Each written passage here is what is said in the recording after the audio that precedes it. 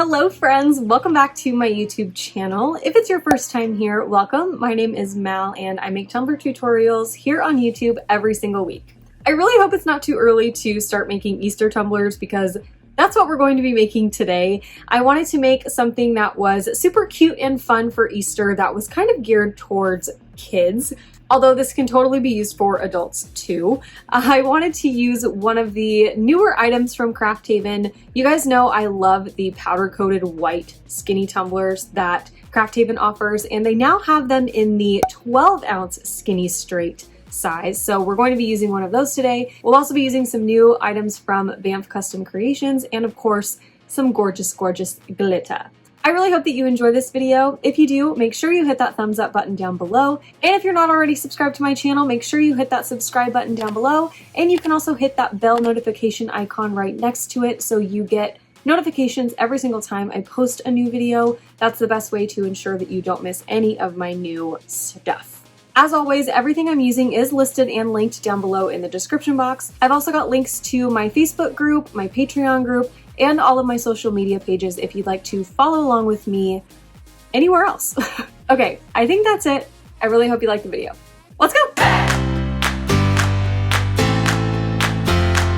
Okay, so starting with this 12-ounce skinny straight from Craft Haven, like I said, this is the powder-coated white, so we don't need to prep this or anything. We can go right into our glitter application.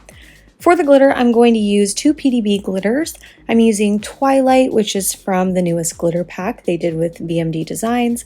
And then I'm also going to use Extra Fine Firefly. And I wanted to do two glitters because I kind of wanted to have a little bit more dimension on this bottom layer. You're really not going to see the difference in the glitter too much. So if you wanted to just do one color of glitter, you totally can. Basically what I'm doing here is just ombreing the two colors. I'm taking Twilight mostly up the top to the top of the cup. I'm leaving maybe like 25% of that top of the cup area blank for Firefly to go, but most of the glitter is going to be Twilight. So here there was a place where I missed the glitter glue, and that kind of messed me up a little bit because I brushed a little bit more on and then you could see the line where I brushed it on. So after I applied Firefly here, I let this dry, and then I had to go back in after this dried and add a second coat because you could see that brush line clear from where I messed up that glitter glue application. So what I did was brush off, this is right after I didn't let this dry, so this is right after my application. I'm brushing off the excess glitter kind of like you would with the tack it method, just to get all of that excess off so I have an easier time going in with my second coat. At that point, I knew I was going to have to do a second coat anyway, so I just made it a little bit easier for myself.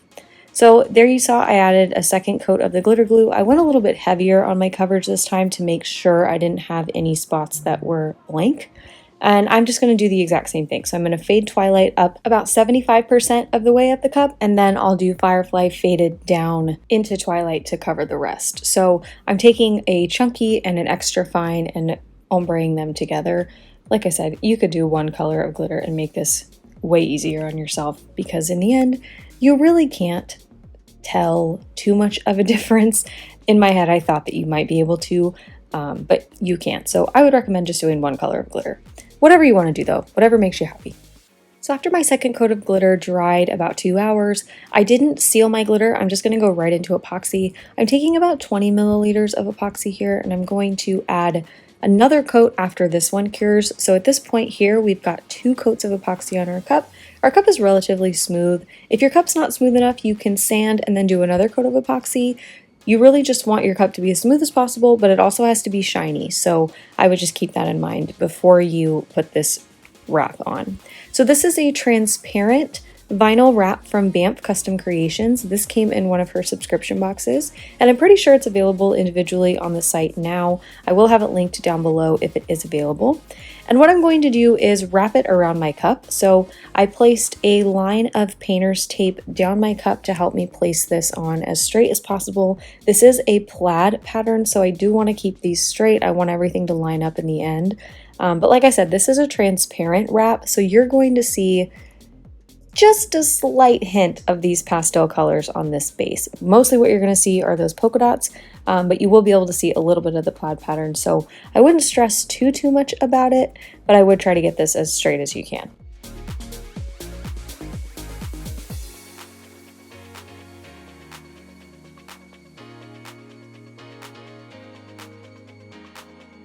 Make sure you remove your tape before you meet your seams up. You don't want to place this vinyl over your tape. And once you meet everything up, you can cut off any excess and then trim off any excess on your cup with your craft knife.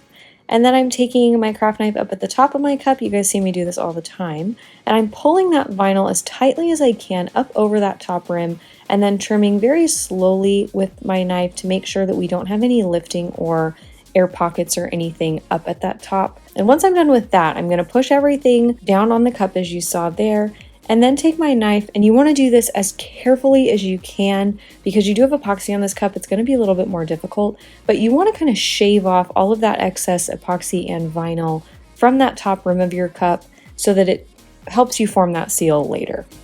And then for the bottom of the cup, I'm taking my cup edging tool I got from Cami Page Boutique. I do have a discount code down below in the description box for this and my cup cradle. And I'm just going to run it along. There's a little blade in this tool that will trim off the vinyl. So I'm just going to run that along there, and that's going to give us a really clean edge at the bottom of our cup. And because this wrap is so light, we don't have that harsh seam going from the sides of the cup down into the bottom. So I always like when that happens. Then I'm taking my craft knife and I'm going to poke any air bubbles that I see and just rub that air out to help flatten them. I definitely recommend using a newer blade on your knife to do this. The sharper that tip of your knife, the better. If you have a duller tip, it might... more dull?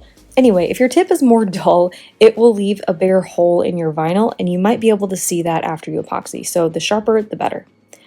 Once I've got that on there, I'm going to go in with another coat of epoxy.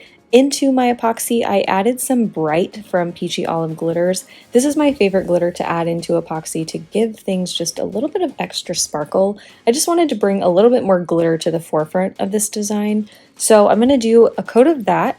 And this is what the cup looks like. That coat was about 15 milliliters, by the way. And now we're going to take this sticker cal that's also from Banff Custom Creations. This also came in the same mystery or subscription box as the plaid wrap.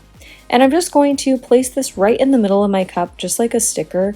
You can use transfer tape for these, but I don't really feel like it's necessary. I just put it on like a sticker. Then I'm going to go in with another coat of epoxy. This one is pretty thin. I really just want to shine up that sticker cal and give us some adhesive to adhere our Let's Be Frank glitter. This glitter is super fun, super colorful, and perfect for Easter. And I wanted to just brighten up this entire design just a little bit, add a little bit more color to the forefront. So once I added that in, I let this epoxy layer cure, added another coat of epoxy on top, then did all my sanding, and then finally added my final coat of epoxy. So that is it for this tutorial. I really hope that you enjoyed it. I love how this cute little cup came out. I'm so excited for all of these spring colors and spring designs. So I really hope that you like this video. Again, if you did, please make sure you hit that thumbs up button down below. Make sure you subscribe to my channel if you're not already. We are so close to 15,000 subscribers. I cannot believe it. I'm so thankful for each and every one of you. So thank you so much, and I will see you in my next video. Okay, love you. Bye. Because that's what we're going to do. What if I did that in my video? If I was just like, hello, that'd be weird.